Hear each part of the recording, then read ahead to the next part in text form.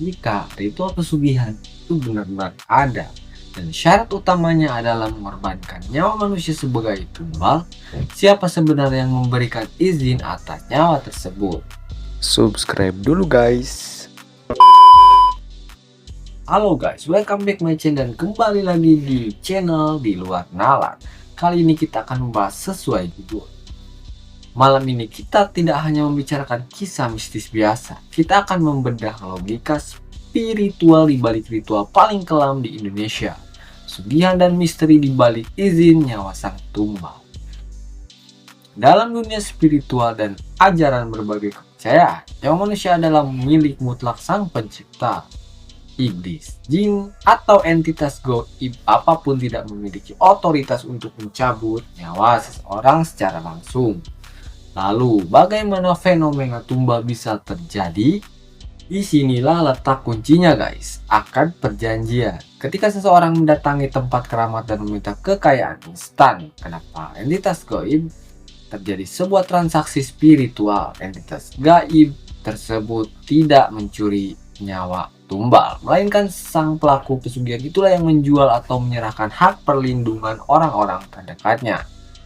Bisa dibilang juga, iblis tidak menjebol pintu rumah, tapi si pelaku sendirilah yang membukakan pintu dan menyerahkan kunci rumah itu secara sukarela demi tumpukan uang. Pernah heran kenapa tumbal pesugihan hampir selalu anak, istri, suami, atau orang yang paling disayang? Mengapa tidak memilih orang asing atau musuh?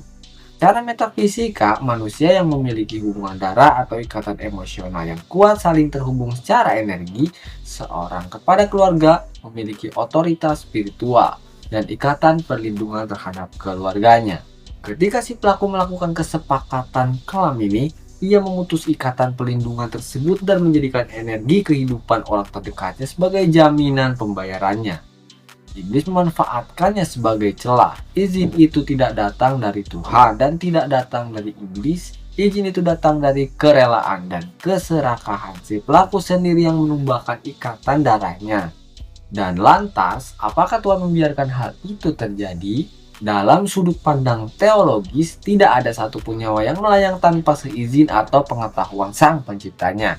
Namun, Tuhan memberikan manusia satu hal yang sangat dahsyat sekaligus berbahaya, free will atau kehendak bebas. Ketika manusia memilih jalan keserakahan dan melanggar batas-batas hukum alam, Tuhan membiarkan hukum sebab akibat itu terjadi dan berjalan. Kematian sang tumbal mungkin sudah menjadi takdir ketetapan jalannya.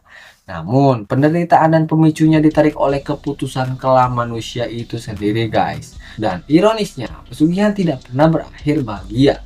Setelah tumbal demi tumbal diserahkan, pada akhirnya giliran nyawa si pelaku sendiri yang akan ditagih sebagai pembayaran terakhirnya. Pesugihan bukanlah bukti kehebatan iblis, melainkan bukti betapa mengerikannya keserakahan manusia ketika tega menjual nyawa demi dunia yang fana.